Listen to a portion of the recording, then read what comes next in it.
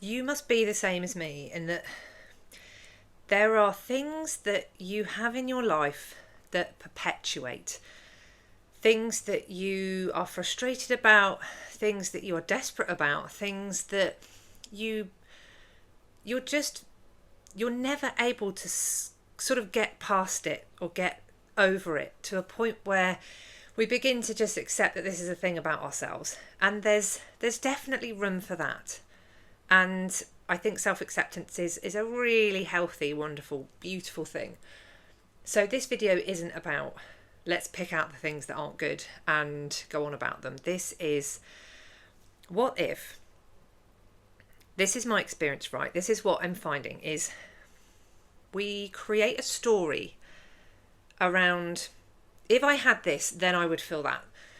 So, for example, if I could get a pay rise, I would feel better.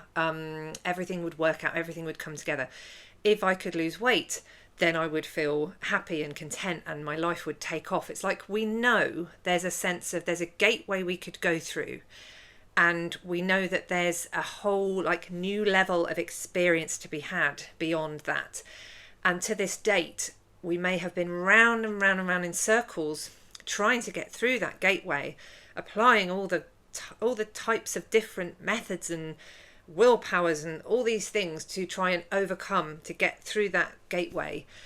And it never quite happens. And maybe we achieve it a little bit, or we get a little bit along the way, and then we go back. And it's the magic of this thing is that we create these stories because we need a hook. Our egos need a hook that is tangible, that we can work towards. And if we are able to unpick the story properly, we realize it's all about how we have our foundations of belief, because we've got this inner blueprint, right? And this blueprint will project our inspirations, our actions, our reactions, our perspectives. And so we create circumstances around us, and we create narratives in our minds, and we create the future that's coming in off the back of this story that we've got. These are my core beliefs that I don't even know that I have, and they direct everything. So, for example, somebody who has always struggled with their weight might not realize that they're making all this effort and they're putting all this time in and they're doing all these different things all the time because they're driven to, because they want to get over here. But really, the blueprint belief is still, I am never gonna be the sustained weight that I want to be. I will never get to that point. That isn't possible for me. The belief might be, I can sometimes lose a bit of weight, but it's really hard, and then I'll go back to how I was. And an underlying belief that we have that drives who we are will feel totally resistant free. And what I mean by that is it's a thought that is so embedded, and it is so something that resonates with you. There's nothing that contradicts it in any way. So we might have some beliefs about ourselves that are really good ones, and then we've just got these other ones that are just getting in the way of us going through the gateway. And I think life is very much there for us to explore and play and grow and work this stuff out and go through these gateways so that we can have these different new experiences. Now, I also think that when we start to recognize those stories and we start to get more intense about wanting things to be different, the gap of all the emotions, like the frustration and the anguish and the feeling of lack, gets bigger and bigger, and it shows up in your life bigger and bigger, to the point where you just have to do something about it, or it's just going to fall away anyway. And that is what's happened to my business. And I know that it's for the good. I know that what has started it is really me deciding this way that it flows in terms of what I'm experiencing is unsustainable, because there's a thing in me, and I've been a serial people pleaser. I've worked a lot on this, and I'm a lot better than I was. But I had a lot of beliefs in me that were driving behaviors that were really unhealthy. And I would have these panics about, I've I've got to get back to that person by this time, and I've got all this stuff to do, and I won't be able to get it all done, so I'll have to get up at 4 a.m. and just get it all done then. And things that would drive what ultimately leads to complete burnout and is totally unnecessary. So I've been on this bit of a journey with doing that over the last couple of years, and that's been huge. And the most powerful thing is to get in and understand, what lies do I tell myself every day? What are these stories that I hold in me that aren't helping me at all, but are driving me with such force? And it's so unconscious. We don't even realize how agitated we are, or how unsettled we are, or how much we're dissociating from something, or we are numbing ourselves out with something else like food or drink or whatever it is. It's diving in and realizing, if I looked at this with a bit of objectivity and no critique, no analytics, no anything that's critical, just love. If I looked at it with love, my darling you, like, what story are you telling yourself right now that is making you feel compelled to do this thing that is actually creating a lot of stress for you and in you? So that's been, I think, the beginning of the story for me for this next leg of the journey, is understanding that I was projecting a lot of those people-pleasing things onto how I was running my business. Now, the next thing that started to happen is I'm recognizing that there's this goal of this story of, if I could just have more balance with time and money and organization. Like, if I had more time, I'd be able to make my life feel more orderly and more organized, and that would soothe me. And also, if I could make a bit more money, I would feel less useless, because it's a really weird feeling to go to work and know that you're really good at your job and you're getting really good results and you're loving what you're doing. And then you think, I have actually been working all the time, spending hours doing emails and popping in to see a client, doing a quick video call, doing a load of tracks, and all things that I have loved doing. So I haven't had a problem doing any of that. It's just, I know something's not right if I'm doing that all the time, and then all the money from clients goes into the bank account, and all the insurances and all the rent and everything comes out. And then you end up with, how am I paying myself £400 for a month where I've worked 40-hour weeks? And it's this sense of, maybe it doesn't have to be like that. It's that, see how the belief starts to change. And I believe that's like the gateway starts to open, and there's potential. And when you're in this arena of potential, all these things can start to happen, and you start to question things more. You get different ideas, actions start to change. But also what happens is the things that you're doing that actually hurt you become stronger and bigger and more frequent and exaggerated, so that you can see it so clearly, or it becomes so unsustainable that you have to change it whether you like it or not. So it, for some people it could be a health scare. For some people it's, they're going to lose their house. Or for me, it was very much, I can't keep doing this, because I'm literally working all the time and I'm not paying my way. This isn't about I need to put my prices up.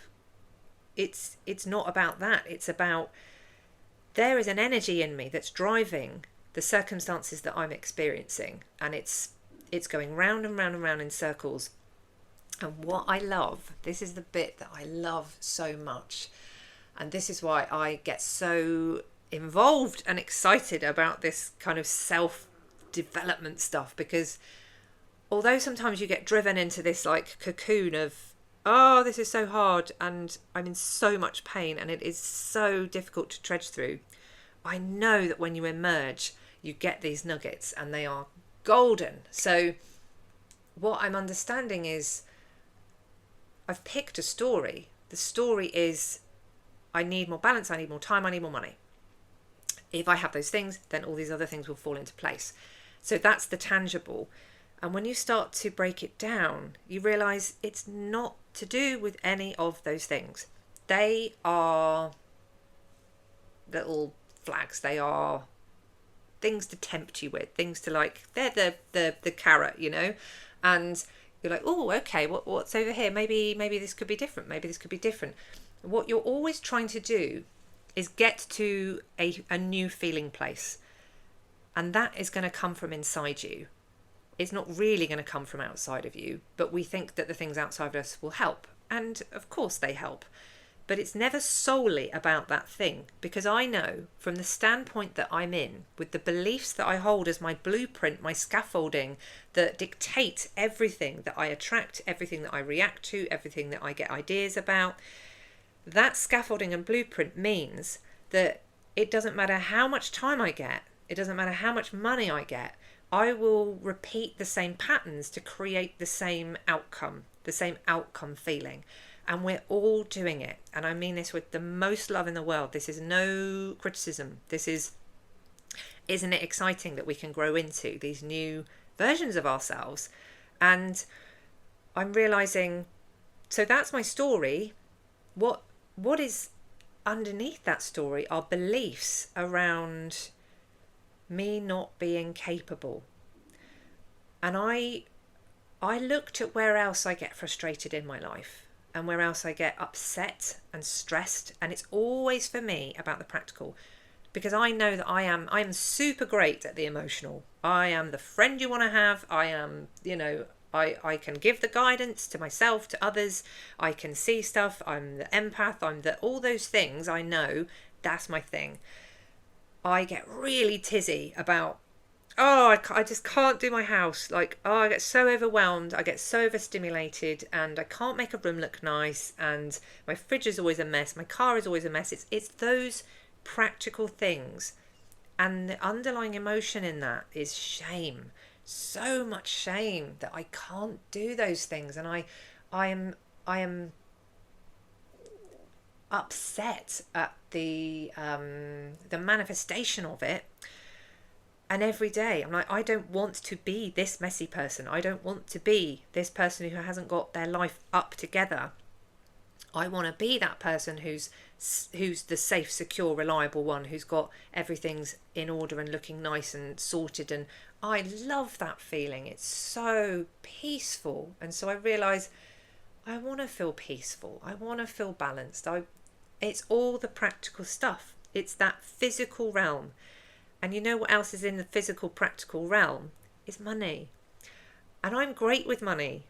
I'm great at understanding my money, knowing my money, budgeting my money, making my money go far. I'm good friends with money. I'm all good with that. The issue for me with money is that I have an underlying belief that I won't be able to make enough because I am not capable of being that safe, practical person. So I could make an amazing product. It won't sell. That's my belief. So I wrote down, a long time ago, I wrote down this list. Stories I tell myself that are not true. And every time I came across an agitated feeling, because your body tells you, that's the emotional intelligence is your guide, your anger, your frustration, your irritation, your depression, your anger, whatever it is, it's a guide to let you know, hey, my darling, like, we know that you want to be here and you're here right now. Going to give you this sensation of this emotion so that you know you've got to attend to something and really listen in. And when you really listen, I try to really make sure I have quiet time when I'm driving or brushing my teeth or cooking, or just make sure there's some time where it's just me and my head so I can check in. What are you talking about in there? What are you thinking? What are you doing? Because it's so mind-blowing what your mind is thinking that you don't know that you're thinking. And what you're telling yourself every time you look at something and do something. And I realised, the messages that are coming out when I'm looking at certain things. And it's not always disparaging. Sometimes it's just, you won't be able to do that. you won't know how to do that. And I'm like, hang on. Maybe I could learn. Maybe this could be different, How do I how would I feel if I was able to do those things, and if I was able to create a business whereby I was doing what I'm really good at, and it was bringing me in enough so that I could have boundaries around a salary, taking annual leave, all the things that seem like normal everyday things. How would I feel? I would feel like a capable person, and I would feel safe, and I would feel like I could trust myself. And that's been my crux is, I don't trust myself. I trust myself emotionally. I don't trust myself physically. I've begun to trust my body. That's a thing that's gone on over the years. And I think my experiences with fertility have really helped me to learn how to work with my body and trust myself.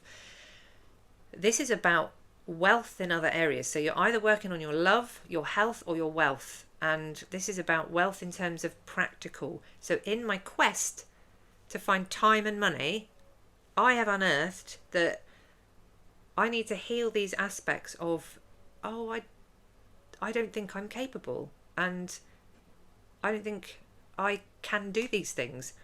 And so if I change those beliefs,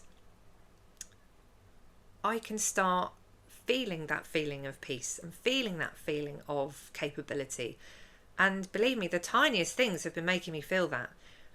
Getting inspired, because this is the thing, your brain will suddenly give you ideas you didn't have before that will actually work for you.